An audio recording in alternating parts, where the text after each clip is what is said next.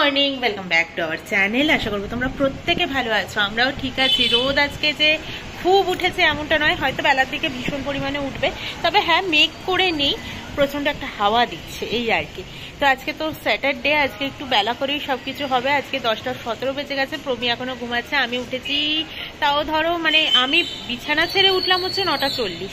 তার মধ্যে মোটামুটি উঠে অনেক কিছু কাজ করেছে। আজকে সকাল সকাল একটা গেরো ঘটে গেছে আমার সাথে। আমি আজকে ড্রাই আর ওয়েট দুটোই ফেলতেই হতো। ওয়েট দেখো জমে গেলে, বেশি হয়ে গেলে, অনেকদিন থেকে গেলে নিচ থেকে জল পাস করতে থাকে ওই মানে কালো প্লাস্টিকটাই, যেটা আমরা জমাই আর কি ডাস্টবিনের ভেতরে, যে ডাস্টবিন ব্যাগটা পরানো থাকে, তারপরেও ওই ব্যাগের থেকে নিচে চুয়ে চুয়ে জল বেরোতে থাকে, সবজির খোসা যেহেতু থাকে আর কি।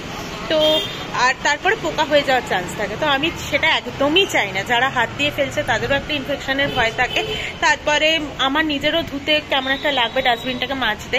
তো ওই জন্য আমি সেটা একদমই চাই না। ড্রাই তো প্রচুর জমেছিল, সেদিনকে ওরা এসেছিল। যাই হোক, ড্রাই থেকে গেলে তাও সমস্যা হয় না, কিন্তু ওয়েট তো বেশি দিন রাখা যাবেই না, তো আজকে ফেলতেই হতো আমাকে। আর প্রমিকেও আমি বলে রেখেছি, দেখো 3টে ব্যাগ নিয়ে তো মানে ডাস্টবিনটা, তারপরে 2টো ড্রাইয়ের ব্যাগ হয়েছিল, সমস্তটা নিয়ে তো আমি যেতে পারবো না, তোমাকেও যেতে হবে। ও বলেছে ঠিক আছে যাবো। তো আমার একবার 8:22 ঘুম ভাঙলাম যে কি রে বাবা, এখনো আজকে আসেনি নাকি, আমি তো বুঝতে পারছি না কিছুই। যাই হোক, প্রমিকেও একবার ধাক্কা দিয়ে বললাম কি গো, ডাস্টবিনে গাড়ি আসেনি, এখনো 8:22 বেজে গেছে। ড্রাই ওয়েটের গাড়ি যেদিন 2টো আসে সেদিন একটু বেলা করে আসে, 8টার মধ্যে আসে, 8:10, এর থেকে বেশি দেরি করে না খুব একটা। আর সেদিনকে 20 মিনিট 25 মিনিট ধরেও থাকে, বাজাতে থাকে। আমি ভাবছি এতটা আওয়াজ আমি মিস করে গেলাম, জানি না বাবা। যাই হোক, ওয়াশরুম ইউজ করে গিয়ে আমি আবার ঘুমিয়ে গেছি। তো যা মানে শুয়েছি সবে, ঘুমাবো এরকম জায়গায়, তখন দেখছি 8:30টার দিকে গাড়ি ঢুকছে আর কি, আওয়াজ পেলাম গাড়ি ঢোকার পর। আমি বলছি এসে গেছে চলো। তো ওরা অ্যানাউন্সমেন্ট শুরু করার আগেই আমরা রেডি হচ্ছিলাম, তারপর তো অ্যানাউন্সমেন্ট শুরু করলো। যাই হোক, ফেলতে পেরেছি। তারপরে এসে আবার একটু শুয়ে পড়েছিলাম এই আর কি। তারপর 9:40 আমি ফাইনালি উঠলাম। উঠে কালকে রাতের বাসন টাসনগুলো মাজলাম, কড়াইশুঁটি সেদ্ধ করলাম, মটরশুঁটিটাকে আর কি, সেটাকে নামিয়ে দিয়ে এখন একটু আলুটাকে একটুখানি মানে ভাপিয়ে নেওয়ার মতো প্রেশার কুকারেই দিয়েছি, একটা সিটি মতো পড়েছে, তারপরে আমি বন্ধ করে দিয়েছি এই আর কি। তো আজকে দুপুরবেলায় বানাবো কড়াইশুঁটির কচুরি আর আলুর দম, কারণ আমরা ঠিক করেছি এখন থেকে শনিবার নিরামিষ খাবো। বাজে প্রায় 11:05 বাকি, বাবুর এখনো ব্রেকফাস্ট হয়নি, আমার হয়ে গেছে। তো এখানে আমি সোফাটাকেও পরিষ্কারই ছিল, সোফাটা বেশি নোংরা ছিল না আর কি, এদিক ওদিক জামা কাপড় আমি রাখিনি। গিফটগুলো একে একে প্যাক হচ্ছে। আর এখানে এটা পরিষ্কার করা ছিল, একটু ওই কাগজপত্র রেখেছিল সেগুলো পরিষ্কার করে দিলাম। এখানে জামা কাপড়গুলো ভাঁজ করা ছিল, করলাম। কম্বলটাকে একটু রোদে দিয়ে আসলাম। আর এখানটা মোটামুটি গোছানো হয়ে গেছে। ইনি এখনো বসে আছেন, বাথরুমে যাননি এখনো। তুমি খাবে কখন? স্যাটারডে আমার ইচ্ছা, আমি দুপুরবেলা খেয়ে ঘুমিয়ে যাবো, দেখবো তুমি ব্রেকফাস্ট করতে আসছো। তাও আর রান্নাঘরটা তো এরকম থাকবেই এখনো, কারণ গোছানো হয়নি। আমি এখনো মশলাপাতি বাটবো, এসব করবো। তার আগে ভাবছি ঘরটাকে ঝাঁট দিয়ে নিই, তারপরে মশলাপাতি বেটে সবটা রেডি করে রেখে দিয়ে, ময়দা ফয়দা মেখে দিয়ে তারপরে যাবো আমি স্নানে বলছি, ঘর মুছতে। এখানে মোটামুটি এগুলো রেডি হয়ে গেছে। এটাকে আমি বেটে নিয়েছি হচ্ছে আদা, মৌরি আর কাঁচা লঙ্কা দিয়ে বেটে নিয়েছি। আর করার সময় যখন আমি পুরটাকে রেডি করব, তখন পুরের মধ্যে প্রথমে হিং ফোড়ন দেবো তেলের মধ্যে, তারপরে এই পুরটাকে দিয়ে দেবো, আর পরিমাণ মতো নুন চিনি দিয়ে দেবো, আর কাঁচা লঙ্কা তো বাটাই রয়েছে। পুরটা বানিয়ে নেবো আর আলুর দম করবো। এখানে মশলায় কি আছে না আছে পরে তোমাদেরকে বলে দেবো। ময়দাটা মাখিয়ে আর তারপরে ঘরটা একটু মুছে নিই। ততক্ষণে তোমরা দেখে নাও আমার মা বাবার পুরুলিয়ার ডে 1-এর ফটো, যেটা আমার কালকেই ছেড়ে দেওয়া হয়তো উচিত ছিল। কালকে বাবা আমাকে না বলেছিল, বাবা আমাকে কখনোই এরকম কোনোদিন কিছু বলেনি যে আমাকে ব্লগে দেখা বা কিছু। কালকে আমি সত্যিই ভীষণ খুশি হয়েছি কথাটা শুনে। বাবা আমাকে ফটোগুলো, বাবা নয় বা সায়ন পাঠিয়েছিল, আমার ভাই, তো ও আমাকে পাঠিয়েছিল। তো বাবা আমাকে বলে, সায়ন তোকে ফটোগুলো পাঠিয়ে দিয়েছে, তুই ফটোগুলো ব্লগে ছেড়ে দিবি, তো ব্লগে দেখাবি আর কি। তো সত্যি বলতে বাবার ঘুরতে ভীষণ ভালো লাগে। বাবা এতটা খুশি তার কারণ হচ্ছে বাবা ঘুরতে ভীষণ ভালোবাসে। আমার মায়ের যেহেতু হাতে পায়ে কোমরে ব্যথা, তারপরে বাবারও ছুটি ম্যানেজ করা একটু টাফ, তো ওই কারণে আর কি ঘুরতে বেরোনো খুব একটা হয় না। আমি বড় হওয়ার পর আমরা লাস্ট সবাই মিলে বোধহয় পুরী গেছিলাম, মানে ট্যুর যদি বলে থাকো পুরী গেছিলাম, তারপর আর কোথাও যাওয়া হয়নি সেভাবে। তো ওই জন্য আজকে বাবা ভীষণ খুশি, তাই হয়তো বলেছে। তো আমিও চাই তোমাদের সাথে, বাবা না বলেও আমি শেয়ার করতাম, তবে কালকের ব্লগটা আমার তুলনামূলক একটু বড় হয়ে গেছিল। আমি যে টাইমের মধ্যে ছাড়ি খুব বড় হয়তো হয়নি, অনেকে 19 মিনিট 20 মিনিটের ব্লগ দেয়, তবে আমার কাছে 10-11 মিনিটের ব্লগই ঠিকঠাক বলে আমার মনে হয়। তো কালকে একটু তুলনামূলক বেড়ে গেছিল ব্লগটা, তাই কালকে আমি অ্যাড করিনি। তো আজকে তোমরা ততক্ষণে দেখতে থাকো, আর আমি ততক্ষণে ঘরটা মুছে নিই আর ময়দাটা মেখে নিই। তোমাদের সাথে ফটো শেয়ার করছি যে মা, কাকি, বাবা, কাকু আর সায়ন মানে আমার ভাই, তো এরাই রয়েছে। দেখতেই পেলে দোলনায় দুজনে মিলে দোলছিল। যাই হোক, আমি ভীষণ খুশি যে তারা এভাবে আনন্দ করছে। বিশেষত মা বাবা তো অনেক বছর বাদে বেরোলো, মানে প্রচুর বছর বাদে, সেটা আর গোনা যাবে না এরকম। দেখি না তোমরা ফটোগুলো, তারা ভীষণ মজা করছে।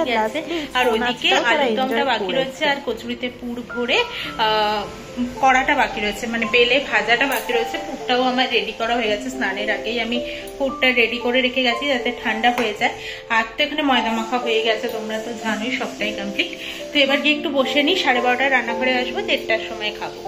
আলুগুলোকে নুন দিয়ে ভালো করে ভেজে নিয়েছি, যেহেতু আমি হলুদ দিইনি তাই কালারটা ওরকম হয়নি, কিন্তু দেখতেই পাচ্ছ বেশ বাইরেটা ক্রিস্পি ক্রিস্পি হয়ে গেছে ভাজাতে। আর মশলাটা আমি এবার দেবো। মশলাটাতে আছে হচ্ছে পোস্ত, চারমগজ, সাদা তিল, কাজু বাদাম, টমেটো, কাঁচা লঙ্কা, এই তো রয়েছে, আর বিশেষ কিছু নেই এটার মধ্যে। তো এটা এবার এখানে দিয়ে দেবো। আচ্ছা, আদা বাটা। দেখো মশলাটা কষাচ্ছিলাম, দিয়ে দিলাম এবার টক দই, একটু ফেটিয়ে রেখে দিয়েছিলাম। এটার মধ্যে হলুদ আর একটু কালারের জন্য কাশ্মীরি লঙ্কার গুঁড়ো, ঝালের জন্য নয়, কারণ আমি 5-6খানা কাঁচা লঙ্কা অলরেডি বেটে নিয়েছি মশলার সাথে, তাই জন্য কাঁচা লঙ্কা আর দেইনি। এবার ভালো করে কষিয়ে নেব আমি। আলুটাও দিয়ে দেবো এবার, দিয়ে ভালো করে কষাতে থাকবো। আলুটা না প্রায় অনেকটাই সেদ্ধ হয়ে গেছে, তাই জন্য একটু তুলে রেখে দিয়েছিলাম যে মশলাটা একটু কষিয়ে নিই। মোটামুটি আমি কষিয়েও নিচ্ছি দেখো। আর এখন একটু গরম মশলা গুঁড়ো দিয়ে দিচ্ছি, আর গুঁড়োটা দিয়ে আবার একটু কষাবো। আর লাস্টে একটু তো জল দেবোই, একটু গ্রেভি গ্রেভি বানাবো। আর তারপর লাস্টে নামানোর আগে একটু তেলে রাখা কসুরি মেথি পাতা দেবো। কসুরি মেথি পাতাটা দিয়ে দিয়েছি। এবার ঢাকা চাপা দিয়ে রেখে দেবো। মোটামুটি এটুকু গ্রেভি লাগবে, কারণ আমরা রাতেও খাবো আবার দুপুরেও খাবো, তাই জন্যে। তো আপাতত এভাবেই ঢাকা চাপা দেবো, কিছু নাড়বও না। দেখতে হয়েছে দেখো, জাস্ট অসাধারণ হয়েছে। এবার আমি নামাবো, কড়াইটাকেও মাজবো, কারণ এটাতেই আমি আবার কচুরি ভাজবো, তো ওই জন্যে। চলো নামাই।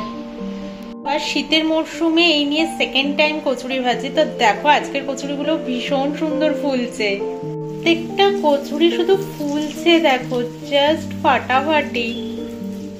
রেডি আলুর দম আর কড়াইশুঁটির কচুরি। দিয়ে দিই ওনাকে। কেমন হয়েছে কথা বল, সত্যি ভালো হয়েছে। আলুর দমটাও ঠিক আছে, ঠিক আছে। পুরটা ঠিক আছে? হ্যাঁ আমি ভরছি না, তুমি ভরেছো, আমি বানিয়েছি, তাও সবকটাই ভরনি। যেটাই ভরেছে টাপটুপ করে ভরতে যাচ্ছে, মনে হচ্ছে বেশি দিলেই ভালো হবে ব্যাপারটা। আর সে কটা যাচ্ছে একটু একটু ফেটে, তাও আমি অনেক হালকা হাতে বেড়েছি, তো খুব একটা ফাটেনি, ওই 2-3টে একটু ফুটো হয়েছে ভাজার সময়ই আর কি। তো আমি এবার খেয়ে নেওয়াটা ঠান্ডা হয়ে যাচ্ছে। এখন বাজে সন্ধ্যে 6:30 নাকি গো? এখন বাজে 6:30। আমি আরও যাচ্ছি এই যে দিদি যে কুর্তিটা দিয়েছিল সেটা ফিট করাতে। অনেকদিন ধরেই ভাবি যাবো যাবো যাবো, যাওয়ার হয় না, তো তাই জন্য যাচ্ছি এখন। দেখি কবে দেয়। আমার ইচ্ছে ছিল এর মধ্যে একটু দিয়ে দিলে, দুটো অনুষ্ঠান আছে, যেকোনো একটাতে একটু পড়তে পারবে এই আর কি। দেখি কবে দেয়। এখানে খুব একটা দেরি করে না, ওর শার্টটা তো দেখলাম সাথে সাথেই দিয়ে দিয়েছে। আর এগুলোর খুব একটা কাজ নেই, জাস্ট প্যান্টটাকে একটু নিচ দিয়ে কাটাতে হবে, কারণ আমি পরি এম সাইজ, দিদি দিয়ে দিয়েছে এল সাইজ, তো ওই জন্য একটু প্রবলেম হচ্ছে, বুঝলি তো। মানে কুর্তিটাও বড় হয়েছে, আর আজকাল তো আর কেউ বড় বড় পরে না। পাল্টে এম করে দেবে বলেছিল। হ্যাঁ দিদি পাল্টে এম করে দেবে বলেছিল, কিন্তু আমি চাইনি। ও যেটা আমাকে ভালোবেসে দিয়েছে, ও তো আসলে আমাকে জিজ্ঞেস করেনি সাইজটা, তাই একটু গন্ডগোল করে ফেলেছে। আমাকে দেখলে তো মনেই হয়, বলো এটা স্বাভাবিক বিষয়। এক্সেল দেয়নি ও, এটাই আমার কপাল ভালো। তো ওই জন্য এখন যাচ্ছি, একটু ফিট করিয়ে নিই। দিদিকে বলেছিল আমাকে যে আমি চেঞ্জ করে দিচ্ছি, একই কালার পাবে একই। আর কোনো দরকার নেই, আমি একটু সেলাই করিয়ে নেবো, কোনো দরকার নেই। চলে এসেছি, করেও দিয়েছে, সাথে সাথেই করে দিল। আমি বলিনি যে এক্ষুনি দাও, দেখলাম নিজেই বললো যে দাঁড়াও এক্ষুনি দিয়ে দাও। তো কাটিং ফাটিং করে সেলাই টেলাই করে দিয়েছে। এখন যাবো আমরা মন্দিরে, তাই হেলমেট নিতে এলাম। মনে হচ্ছে পুজো শুরু হয়েছে, আর এই মন্দিরে পুজো মনে হচ্ছে হয়ে গেছে। তো চলো যাওয়া যাক আগে হনুমান মন্দিরে।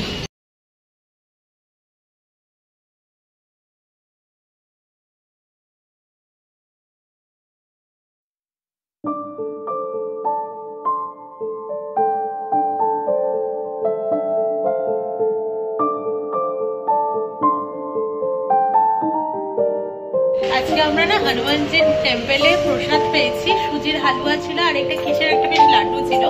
এই দুটো প্রসাদ পেয়েছিলাম, আর জলের বোতল তো আমরা ক্যারি করি, তাই প্রসাদ তিরুপতির মন্দিরে পুজো টুজো দিয়ে তারপর প্রসাদটা ডিকিতে ছিল, খেয়ে দিয়ে নিয়ে তারপর জল খেয়েছিলাম। আর তারপর গেছিলাম আমরা সানার ওইখানটাতে ফুচকা খেতে, কারণ ফুচকা যে মাখে সে হচ্ছে বাঙালি, বেশ ভালো ফুচকা মাখে, মানে উড়িয়া বাঙালি, পুরো বাঙালি নয়। এটা বেকার আটকে রেখে লাভ নেই, এখানে দুজনে মিলে কথা বলছে। রাতের কচুরিগুলো খুব ভালো ফুলেছে, বেলেছি আর আরেকদিকে ভাজতে দিয়ে দিয়েছি। প্রমি সাহায্য করছে। দেখো রাত্রিবেলা কি তেল বেরোলো আমি বুঝলাম না কেন, আসলে রাত্রিবেলা আবার একটু কষিয়ে কাশিয়ে নিলাম গরম করার জন্য। দেখো এইটুকু তেলে কিন্তু রাত্রিবেলা ভাজলাম, তাতেও বেশ সুন্দর ফুলেছে। আর এটা আমার, এটা ওর, ও তো আলু বেশি খায় না, তাই ওকে বেশি দিয়ে লাভ নেই, বেশিটা আমি নিয়েছি, কারণ আলু খেতে আমি ভীষণ ভালোবাসি। চলো আজকের মতো টাটা, কালকে আবারও আসবো একটা নতুন ব্লগের সাথে। বা হনুমান মন্দিরের টিকাটা এখনো রয়েছে, তো চলো, গুড নাইট।